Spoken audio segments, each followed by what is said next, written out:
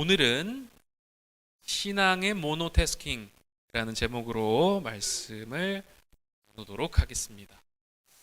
여러분, 모노태스킹의 반대말이 뭔지 아십니까? 멀티태스킹. 좋습니다. 근데 여러분, 멀티태스킹이라는 말의 의미가 무엇일까요? 네. 제가 넘겨도 됩니다, 이거. 잘 되죠? 네. 그죠? 네. 안시현 잘렸기 때문에 제가 오늘 이제 셀프로 이제 하고 있습니다. 멀티태스킹이 뭘까? 멀티태스킹이 뭘까요, 여러분? 말 그대로 여러 가지 일들을 동시에 처리하는 것을 멀티태스킹이다, 이렇게 부를 수 있겠죠. 우리말로는 다중 업무 처리, 뭐 이렇게 번역할 수도 있을 것 같습니다. 쉽게 말해서 한 번에 두 가지 이상의 일을 동시에 처리하는 것을 뜻하는 것이죠. 어떤 사람들은 이렇게 멀티태스킹 능력이 뛰어나서 여러 가지 일들을 동시에 처리할 수 있다고 합니다. 근데 여러분, 모든 사람들이 다 이렇게 멀티태스킹을 잘하는 것은 아니죠. 여러분들은 어떻습니까? 어떤 사람들은 한 번에 하나의 일만 해야 되는 사람들이 있죠. 예를 들어서 멀티태스킹을 잘하는 사람은 TV를 보면서 통화를 하면서 그러면서 발톱을 깎습니다. 모든 것들이 동시에 일어나는. 근데 여러분, 그렇게 할 수는 할 수 있는데 TV의 내용을 다 기억할 수 있습니까? 친구와의 통화 내용을 잘 기억할 수 있습니까? 네. 멀티태스킹이 잘 안 되는 사람은 계속 묻습니다. 뭐라고? 방금 뭐라 했어? 집중이 안 되니까. 그죠? 근데 이제 멀티태스킹을 잘 하는 사람들은 뭐 그런 상황 속에서도, 야, 내가 조금 전에 TV에서 이걸 봤는데 하면서 친구랑 막 얘기를 막 하는데 실시간으로 모든 정보들을 다 처리하는 놀라운 능력. 여러분들 어떻습니까? 동시에 몇 가지 일을 할 수 있습니까? 네. 근데 여러분, 확실히 효율적이라는 측면에서 봤을 때는 멀티태스킹이라고 하는 이 능력이 굉장히 유용한 능력인 것 같습니다. 그런데 여러분, 이 멀티태스킹이라고 하는 것이요, 마냥 좋은 것만은 아니다, 그런 사실을 알고 있습니까? 미국의 스탠포드 대학에서 이루어진 연구에 따르면 여러 종류의 정보에 동시에 노출된 사람들은 한 번에 하나의 작업을 하는 사람들보다 주의력이 낮고 기억력도 낮다고 합니다. 또 작업을 하다가 중단한 뒤에 또다시 집중하는 데는 평균 23분 정도가 걸린다고 하는 거예요. 그러니까 여러분, 공부를 하고 있는데 동시에 뭐 또 다른 일들을 처리를 하고 있다. 그러니까 뭔가 집중력이 흐트러진 상태에 있잖아요. 하나의 일을 다시 집중하게 되기까지 부팅 시간이 오래 걸린다는 거예요. 23분 정도가 더 소요가 된다는 것입니다. 뭘 할 때에 비해서? 그냥 그 하나의 일만 할 때에 비해서. 어떤 하나의 일만 하고 있을 때에는 잠깐 시선을, 마음을 빼앗기다가도 다시 한번 돌이켜서 집중할 수 있다는 거예요. 그 시간 자체가 현격히 차이가 난다고 하는 겁니다. 어떤 때와, 멀티태스킹을 할 때와 차이가 난다고 하는 겁니다. 영국의 런던 대학에서도 비슷한 연구를 했습니다. 이 연구 결과에 따르면 멀티태스킹을 하면 할수록 인간의 지능 지수인 IQ도 낮아진다고 합니다. 심지어 여러 작업을 같이 한 성인 남성들의 IQ가 8세 어린이 수준으로 나왔다고 합니다. 그러니까 여러 가지 일을 막 동시에 하고 있을 때 그 IQ의 상태를 측정해 보니 8세 어린이들과 다를 바 없는 수준의 IQ였다라고 하는 거예요. 그러니까 그만큼 여러분, 뭘 말하고 있는 거예요? 여러 가지 동시에 일을 처리할 때는 집중력도 떨어지고 또 어떤 연산작용하는 그 연산력도 떨어지더라고 하는 겁니다. TV를 보면서 카톡을 하는 등 여러분, 여러 기기들을 동시에 사용하는 사람들을 대상으로 이 뇌의 MRI를 또 찍어봤다고 합니다. 연구진들이. 그러니까 이 공감 또 감정 조절을 담당하는 이 뇌의 피질이 축소되어 있다, 위축되어 있다 하는 것을 발견하게 됐다고 합니다. 그러니까 동시에 여러 가지 일을 하게 되면은 지성과 감성의 영역에 모두 다 악영향을 준다고 볼 수 있겠죠. 그렇습니다, 여러분. 동시에 많은 일들 하지 말라는 거예요. 한 가지 집중을 하라는 것입니다. 그래서 많은 신경과학자들은 한 번에 여러 가지 일을 처리하는 멀티태스킹이 아니라 한 가지의 것에 집중하는 모노태스킹을 하라고 권하고 있습니다. 여러분, 모노태스킹은 무엇인가요? 멀티태스킹의 반대말이죠. 여러 가지가 아니라 하나에만 집중하는 것을 의미합니다. 그런데 여러분, 우리가 신앙생활을 하는 데 있어서도 이러한 태도가 필요하다는 것입니다. 신앙생활을 하는 데 있어서도 멀티태스킹이 아니라 모노태스킹이 필요하다는 이야기인데 무슨 의미일까요? 여러분, 우리가 신앙생활을 할 때에는 하나님 외에 다른 것들에게 집중하는 멀티태스킹이 아니라 온전히 하나님께만 집중하는 모노태스킹이 필요하다는 이야기입니다. 네, 여러분, 이것은 단순히 관심의 문제를 말하는 것이 아닙니다. 제가 지금 조금 전에 뭐라 그랬어요? 하나님께 집중하자, 다른 것에 집중하지 말자라고 이야기를 했습니다. 그런데 여러분, 이 얘기를 오해하면은 우리가 삶을 살아가면서 하나님께만 집중하라고 했으니까 책도 보지 말고 뉴스도 보지 말고 노래도 듣지 말고 그냥 맨날 기도하고 찬양하고 말씀 보고 예배만 드려야 되느냐, 그렇게 이해하라는 게 아닙니다. 여러분, 이것은 엄밀히 말하자면 관심의 문제가 아니라 관계의 문제를 말하는 것입니다. 여러분, 뭐라고요? 관심의 문제가 아니라 무엇의 문제를 말하는 것이라고요? 관계의 문제를 말하는 것입니다. 여러분, 구원받은 우리들은 어떻습니까? 온전히 하나님을 내 삶의 주인으로 모시고 살아가야 하는 자들이죠. 여러분 삶의 주인이 누구십니까? 여러분 마음을, 여러분의 삶을, 여러분의 시간을 지배하고 있는 주인은 누구입니까? 여러분 스스로가 한번 생각해 보십시오. 네, 여러분, 우리가 그리스도를 믿는다 했을 때의 그 전제는, 그리고 우리가 예수를 주로 고백한다고 했을 때의 그 의미는 그야말로 예수님을 내 삶의 주인으로 모시겠다고 하는 고백인 거예요. 네, 여러분, 우리가 그리스도인이라고 하면서 예수를 믿는 하나님의 사람들이라고 하면서 우리가 우리의 삶의 왕좌에 다른 이들 또는 다른 요소들을 모셔놓고 있으면 안 된다는 거예요. 하나님과의 이 관계가 망가지면 안 된다는 겁니다. 다른 것이 여러분 내 삶의 주인이 되어서는 안 된다는 거예요. 하나님과 동시에 다른 것들을 섬기면 안 된다는 것입니다. 하나님을 믿는다고 하면서 뭐예요? 미신을 믿거나 타로 점을 보거나 그래서는 안 된다는 것입니다. 성경 말씀을 붙잡고 살아간다고 하면서 오늘의 운세, 오늘의 운세, 오늘의 별자리 이런 거 여러분 지나가면서 오늘 복이 들어오는 그런 날이래 막 이러면서 친구한테 막 자랑하고, 오늘은 처녀 자리에 있는 그 사람이 귀인을 만나게 될 거래 이런 이야기들, 여러분 그런 것에 현혹되지 말아야 된다 하는 겁니다. 이런 이야기들 뿐만이 아니에요. 여러분 돈도 마찬가지입니다. 성공도 마찬가지예요.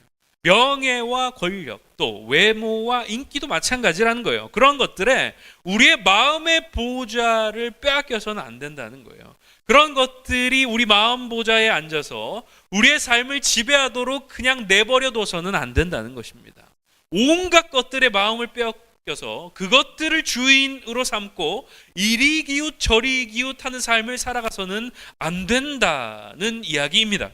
여러분, 이런 측면에서 우리는 우리의 신앙은 멀티태스킹이 아니라 하나님을 향한 모노태스킹이 되어야 한다는 이야기인 것입니다. 네, 여러분, 안타깝게도 오늘 본문에 등장하고 있는 이 이스라엘 백성들은 그러한 삶을 살지 못했던 것으로 보입니다. 본문 7절의 말씀인데요. 제가 한번 읽어드릴게요. 이스라엘 자손이 여호와의 목전에 악을 행하여 자기들의 하나님 여호와를 잊어버리고 바알들과 아세라들을 섬긴지라. 여러분, 이 말씀 속에서 우리는 이스라엘 백성들이 하나님만을 섬기지 못하고 우상을 섬기고 또 악을 행하였다는 사실을 발견할 수 있습니다. 네, 여러분, 특별히 오늘 이 본문에 등장하고 있는 악을 행한다고 하는 것과 하나님을 잊어버린 것에 대한 이 원문의 의미를 표현을 들여다보면은 이 둘은 깊은 연관성을 가지고 있다는 사실을 발견할 수 있습니다. 그러니까 악을 행한다고 하는 것과 하나님을 잊어버린 것은 서로 상호 관계를 맺고 있다는 거예요. 그러니까 말씀을 통해서 이스라엘 백성들의 삶을 들여다보면은 악을 행했기 때문에 하나님을 잊어버렸고 또 하나님을 잊어버렸기 때문에 악을 행하게 되었다고 말하고 있다는 이야기입니다. 여러분, 실제 우리의 삶도 돌아보면 어떻습니까? 여러분, 우리 안에 죄가 가득하면 어떻습니까? 하나님을 어떻게 우리가 대하게 됩니까? 우리 안에 죄가 가득해요. 하나님보다 더 사랑하는 것들이 우리의 마음의 보좌에 들어앉아서 우리의 삶을 다스리고 지배하기 시작했어요. 그렇다면 여러분, 그때에 여러분들이 하나님과의 관계는 어떠한가라는 것입니다. 하나님을 밀어내는 거죠. 이미 내 마음의 보좌에 하나님은 계시지 않아요. 하나님, 여기는 당신이 앉을 자리가 아닙니다. 라고 밀어내는 거예요. 그러고는 세상의 욕망과 관심과 우리 눈에 보이기에 좋은 것들을 그 보좌에 앉히면서 살아가는 것이죠. 그런데 또 어떻습니까? 우리가 하나님을 우리의 마음의 보좌에 밀어내고 나면 그 영역에 더 죄가 들어오게 되더라는 것입니다. 마찬가지예요, 여러분. 하나님을 잊고 살아가면, 잊어버린 채 살아가면 죄가 내 생각을, 내 삶을 지배하기 시작하는 것입니다. 또 그렇게 죄가 내 생각을 지배하면 우리는 더더욱 하나님을 잊어버리게 되는 것입니다. 여러분, 우리가 여기서 발견할 수 있는 것이 무엇입니까? 죄의 악순환인 것입니다. 계속해서 죄가 우리를 집어삼키고 하나님과 멀어지게 만드는 거예요. 악순환이 계속해서 이어지는 겁니다. 하나님을 잊어버리게 만들고 또다시 하나님을 잊어버렸기 때문에 악을 행하고 악을 행하기 때문에 하나님을 더더욱 잊어버리는 이런 악의 순환이 계속해서 우리의 삶 가운데에 이어지게 되더라는 것입니다. 그러면서 우리의 삶이 모노태스킹의 삶이 아니라 멀티태스킹의 삶으로 악화되어져 가더라는 것입니다. 그렇다면 여러분, 이 죄의 악순환을 끊고 하나님과의 관계를 다시 회복하기 위해서 우리가 할 수 있는 일은 무엇일까요? 모노태스킹의 신앙으로 우리가 다시금 나아갈 수 있는 방법, 그것은 무엇일까요? 가장 먼저 여러분, 우리는 우리 죄의 문제를 놓고 회개할 수 있어야 합니다. 그러니까 우리가 앞서 주인 삼은 모든 것들을 다 내려놓고 하나님께 회개하며 나아가야 한다는 거예요. 여러분, 회개가 무엇입니까? 회개가 뭐예요? 회개가 뭡니까? 네? 우리의 죄를 뭐요? 뉘우치고 또 고백하는 것? 좋습니다. 여러분, 이 회개라고 하는 것도 우리 신앙생활이 시작할 때와 마찬가지예요. 우리 지난 시간에 사실 우리 어린이 친구들과 함께 이야기를 했는데 회개도 마찬가지예요. 회개도 여러분, 우리가 머리로 깨닫고 마음으로 아파하고 의지적으로 돌아서는 것이 회개인 것입니다. 다시 여러분, 우리가 이것이 죄다, 하나님께서 미워하시는 것이다, 하나님께서 싫어하시는 것이다 라고 하는 것을 깨닫는 것, 여기서부터 시작하는 겁니다. 그냥 깨닫는 것만이 회개가 아니라 깨닫고 내가 하나님 싫어하시는 그 일들을 붙잡고 살아갔구나 라고 느끼면서 아파하는 거예요. 하나님의 마음을 아프게 만든 그 사실에 나도 가슴이 아픈 거예요. 내가 또다시 그 죄 앞에 넘어졌구나 라고 나의 스스로의 연약함을 바라보면서 가슴 아파하는 거예요. 여기서 끝나는 게 아니라 깨닫고 마음 아파하는 것으로 끝나는 게 아니라 실제 그 죄의 길에서 돌이키는 것. 내가 의지적으로 그 삶을 내어다 버리고 하나님 기뻐하는 삶으로 살아가겠다고 다짐하고 의지적으로 뛰어드는 것. 거기까지가 회개라는 것. 그냥 내가 이거 잘못했어. 이거 하나님 싫어하는 일인데 내가 저질러 버렸네. 어떡하지? 이게 회개가 아니라 그 삶으로부터 돌이키는 이것이 회개라는 것입니다. 그런데 여러분, 이때 특별히 우리가 주의해야 할 것이 있습니다. 그리고 회개할 때에 회개라는 주제에 우리가 접근하면서 꼭 마음에 품어야 되는 중요한 사실 한 가지가 있습니다. 그것은 뭐냐? 바로 죄의 문제가 발생했을 때 우리 회개를 하는데 제때 회개해야 된다는 거예요. 제때 회개해야 된다는. 제때 회개해야 된다는 말의 의미가 뭘까요, 여러분? 하나님 앞에 나와서 회개하는 그 일을 미루어둬서는 안 된다는 거예요. 미루어서는 안 된다는 것입니다. 죄의 문제를 묵혀두지 말아야 된다라고 하는 겁니다. 여러분, 오늘 본문 말씀을 들여다보면 이스라엘 백성들이 죄를 짓고 하나님을 잊어버리자 하나님이 진노하셨던 것을 발견할 수 있습니다. 그런데 여러분, 하나님께서는 그들을 뭐라고요? 메소포타미아의 왕의 손에 넘기셔서 고통받게 하셨다고 기록하고 있습니다. 근데 여러분, 8절 하반절 말씀을 보면 이스라엘 자손이 이 구산 리사다임을 8년 동안 섬겼다고 기록하고 있어요. 여러분, 이게 뭐예요? 이게 무슨 얘기입니까? 메소포타미아의 지배를 받는 삶을 살게 되었다고 말하고 있는 거예요. 그런데 여러분, 바로 이어지는 9절 말씀이 어떻게 시작되는지 아십니까? 쉬운 성경으로 보면 이렇게 나타나 있습니다. 그때에 이스라엘 사람들이 여호와께 부르짖었습니다. 여러분, 이들이 하나님 앞에 부르짖은 이 시점이 언제가 되는지 아십니까?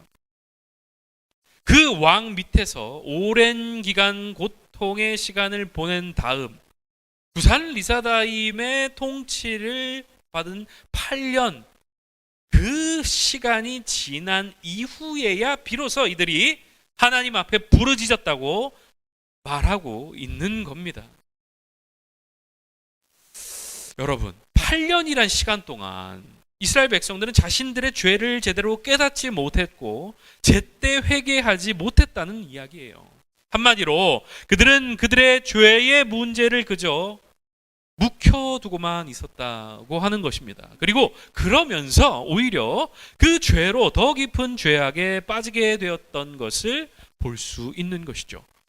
그런데 여러분, 만약 이 이스라엘 백성들이 일찍이 마음을 돌이켜서 하나님께 뉘우치고 회개했다면 어땠을까요? 하나님께서는 분명히 그들의 그 진심 어린 회개의 기도 소리를 들으시고 삶의 모습을 바라보시고 또다시 구원의 은혜를 베풀어 주셨을 것입니다. 8년이라는 시간을 그렇게 허비하지 않았어도 되었을 거예요. 이스라엘 백성들이 출애굽했을 때에 여러분 어떻습니까? 얘네들이 불평하고 하나님을 원망해서 어떻게 됩니까? 광야길 40년을 뺑뺑 돌게 됩니다. 실상 40일이면 도착할 수 있는 거리였는데 그 약속의 땅까지 가는 그 길이 40년이나 멀어지게 되었다는 거예요. 그때에 그 당시에 곧장 하나님께 회개하고 하나님, 제가 좀 잘못한 것 같아요. 내 그렇게 했던 것이 좀 그렇지 말았어야 되는데 너무너무 저의 잘못이었습니다. 회개하고 뉘우치고 돌이키면서 하나님 앞에 돌아갔어요. 그러면 여러분, 그 40년 동안 광야에서 고통받지 않아도 되었을 것이라는 이야기입니다. 얘네들도 마찬가지예요, 여러분. 8년 동안 메소포타미아 왕의 지배를 받지 않았어도 되었을 일이었어요. 그런데 그 시간 동안 8년이라는 시간 동안 고통받고 난 후에 그리고 나서 그때에 비로소 하나님 앞에 부르짖었다고 얘기하고 있는 거예요. 여러분, 뭡니까? 하나님 앞에 회개할 수 있는 그 때를 놓쳐버린 거죠. 여러분, 회개는요 제때 하는 것이 중요합니다. 제때 하나님 앞에 나아가서 고백하는 것이 중요하다는 이야기라는 거예요. 여러분, 저도 그렇고 여러분들도 그렇고 어떻습니까? 우리 다 연약하고 부족한 사람들이에요. 그래서 우리 유혹 앞에 넘어질 때도 있고 죄의 문제 앞에 쓰러질 때도 있습니다. 그러나 여러분, 넘어졌다고 해서, 쓰러졌다고 해서 우리가 죄 가운데 가만히 머물러 있어서는 안 된다는 것입니다. 그 순간에 여러분, 우리는 머뭇거리지 말고 어떻게 해야 된다고요? 하나님 앞에 즉시로 무릎 꿇고 회개하며 나아가야 된다 하는 겁니다. 미뤄둬서는 안 된다는 거예요. 우리가 죄에 넘어질 수 있어요. 쓰러질 수 있어요. 유혹 앞에 넘어갈 수 있어요. 그럴 수 있습니다. 그런데 그 자리에 나 어쩔 수 없어. 나 연약한 인간인데, 연약한 삶인데 어쩔 거야. 머물러 있어서는 안 된다는 거예요. 주저앉았더라도 다시 한번 일어나서 믿음의 길을 걸어 나아갈 수 있어야 된다는 겁니다. 그래서 여러분, 어떻다는 겁니까? 죄의 악순환에 빠지지 않을 수 있는 겁니다. 우리가 회개하고 제때 회개하고 하나님 앞에 나아가면 하나님께서 우리를 용서하시고 미쁘시고 의르신 우리 주님께서 우리의 죄를 용서하시고 은혜를 베풀어 주신다고 약속해 주셨습니다. 그러니까 여러분, 그렇게 죄의 문제 앞에 곧장 회개할 수 있는 우리 모두가 다 되어야 한다고 하는 것입니다. 그럴 때 여러분, 이 죄의 악순환의 고리를 끊어버릴 수 있다는 것입니다. 두 번째는 여러분, 하나님과 친밀한 관계 속에 있을 때 우리가 이 죄의 악순환을 끊어버릴 수 있습니다. 하나님과 가깝기 때문에 죄가 얼씬거릴 수 없다는 거예요. 여러분, 한번 생각해 보세요. 어두컴컴한 방 안에 촛불 하나가 들어오면 어떻게 됩니까? 그 안에 있는 어둠이 모두 다 물러나가게 되고 빛이 비춰지게 되지 않습니까? 마찬가지라는 거예요. 여러분, 빛 되신 주님께서 우리의 삶에 임재하시면, 또 우리와 함께 하시면, 그때 여러분, 그 어둠은 얼씬거릴 수 없다는 겁니다. 그렇다면 여러분, 우리는 어떻게 하나님과 친밀한 관계 속의 삶을 살아갈 수 있을까요? 그 답은 바로 말씀과 기도에 있습니다. 말씀과 기도로 여러분, 우리는 하나님과 친밀한 관계를 맺을 수가 있다고 하는 겁니다. 제가 여러분, 청소년부 친구들에게 자주 했던 말인데요. 요한복음 1장 1절 말씀을 보면은 하나님의 말씀이 곧 하나님이시다 라고 분명히 알려준다고 이야기를 했었습니다. 그래서 뭡니까 여러분? 말씀을 대하는 시간이 곧 하나님을 대하는 시간이고, 말씀을 묵상하는 시간이 곧 하나님과 교제하는 시간이라고 말씀을 자주자주 드렸죠. 말씀을 통해서 우리가 하나님께 더 가까이 나아갈 수 있다. 말씀을 통해 우리가 하나님과 더 친밀한 관계를 맺을 수 있다고 하는 이야기였습니다. 기도하는 시간 역시 여러분, 어떤 시간입니까? 하나님과 더욱 친밀해지는 시간입니다. 수많은 성경의 말씀 속에서 하나님께서는 우리의 간구, 우리의 기도를 들으신다고 말씀하고 있어요. 마태복음 18장 20절 말씀에도 보면은 예수님께서 두세 사람이 예수님의 이름으로 모인 그곳에 함께 하신다고 말씀하고 있으세요. 여러분, 이렇게 하나님께서는 말씀과 기도의 시간을 통해서 우리들을 만나주시고 우리와 친밀한 관계를 맺어 주신다는 것입니다. 오늘 말씀을 맺도록 하겠습니다. 사랑하는 여러분, 우리의 삶에도 하나에 집중하는 모노태스킹이 필요한 것처럼 신앙생활에도 마찬가지로 모노태스킹이 필요하다는 거예요. 신앙의 모노태스킹이 무엇입니까? 온갖 것에 우리의 삶의 마음과 시선을 빼앗긴 채 살아가는 삶이 아니라 그것들을 우리의 삶의 주인으로 삼으며 살아가는 그러한 삶이 아니라 참 진리와 소망과 생명이 되시는 우리 하나님께 온전히 집중하고 그분과 깊고 친밀한 관계를 맺으며 살아가는 것, 죄악의 악순환을 끊고 오직 주님께로 우리의 마음과 시선을 향하도록 하는 것, 그것이 바로 신앙의 모노태스킹입니다. 여러분, 어떻게 그 죄의 악순환을 끊을 수 있다고 했습니까? 제때 회개하며 기도와 말씀으로 하나님과 친밀한 관계를 맺음으로 그 죄의 악순환을 끊을 수 있다고 했습니다.